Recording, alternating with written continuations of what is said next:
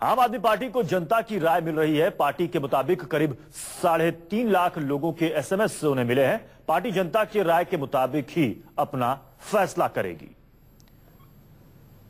दरअसल कल अरविंद केजरीवाल ने यह साफ साफ कह दिया था कि वो पहले जनता से राय लेंगे। 25 लाख चिट्ठियां भेजी जाएंगी दिल्ली की जनता को कि क्या आम आदमी पार्टी को सरकार बनाना चाहिए या नहीं बनाना चाहिए। जनता की जो राय होगी उसी के मुताबिक आम आदमी पार्टी कोई फैसला लेगी।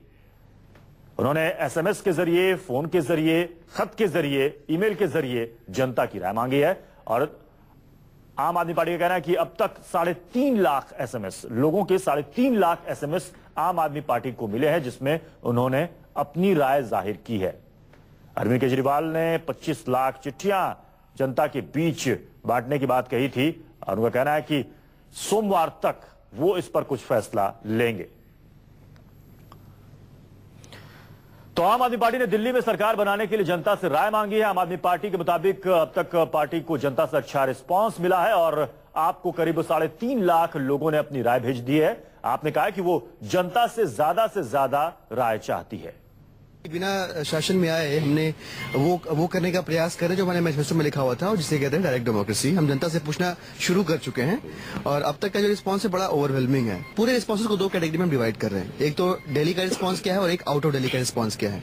और एसएमएस और कॉल जो आ रहे हैं इनको सेग्रीगेट करने के लिए हर नंबर एक सर्किल को बिलोंग करता है, चाहे वो मोबाइल नंबर पोर्ट हो गया हो किसी और सर्विस प्रोवाइडर पे, पर वो सर्किल के बेसिस पे सेग्रीगेट हो जाता है। तो उसके बेसिस पे हम दिल्ली और आउट ऑफ दिल्ली के रिस्पांस सेग्रीगेट कर पा रहे हैं। और जो वेबसाइट के थ्रू रिस्पॉन्सेज आ रहे हैं उसमें हर रिस्पांस करने वाला सिस्टम एक आईपी एड्रेस रखता है, उसके बेसिस पे उसका सेग्रीगेशन हो जा रहा है कि ये रिस्पांस दिल्ली का है कि ये बाहर का रिस्पांस है। आप नेता कुमार विश्वास ने कहा है कि आम आदमी पार्टी को कांग्रेस और बीजेपी जैसी भ्रष्ट पार्टी से समर्थन लेने की जरूरत नहीं है। बीजेपी पर निशाना साधते हुए कुमार विश्वास ने कहा कि जो राम के नहीं हो सके वो हमारे क्या होंगे। हमने समर्थन मांगा नहीं है। हमें भ्रष्ट कांग्रेस और भ्रष्ट भाजपा का समर्थन नहीं चाहिए।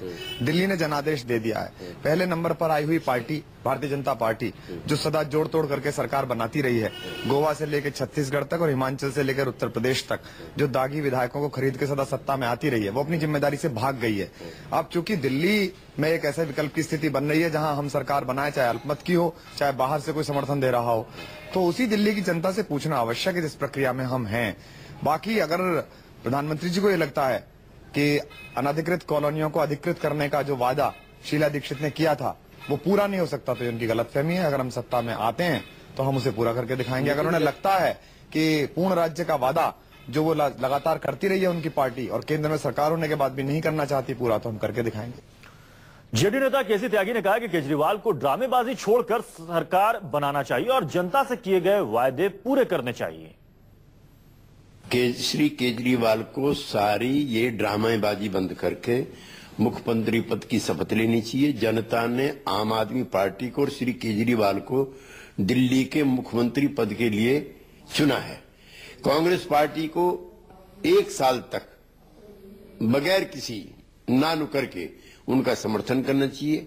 हमारी पार्टी और हमारे विधायक शोएब इकबाल पहले ही समर्थन कर चुके हैं और जो मैंडेट उन्होंने जनता से लिया है उसको बगैर कॉमा फुल स्टॉप के उनको इंप्लीमेंट करना चाहिए। बीजेपी नेता नितिन गडकरी ने निशाना साधते हुए कहा कि आप सरकार बनाने से पीछे भाग रहे हैं। अब धीरे धीरे आपकी असलियत जनता के सामने आने लगी है। ये पार्टी आने वाले 3-4 महीने में इसकी सच्चाई लोगों को समझ में आएगी। ये कंफ्यूज नेताओं की कंफ्यूज पार्टी है और ये लोकतंत्र में जनता का कल्याण नहीं कर सकती, केवल संभ्रम निर्माण कर सकती है, लोगों को कंफ्यूज करने की कोशिश कर सकती है। और इसलिए लोग जल्दी ही इस पार्टी की सच्चाई को समझेंगे और आगे निश्चित रूप से उचित निर्णय करेंगे।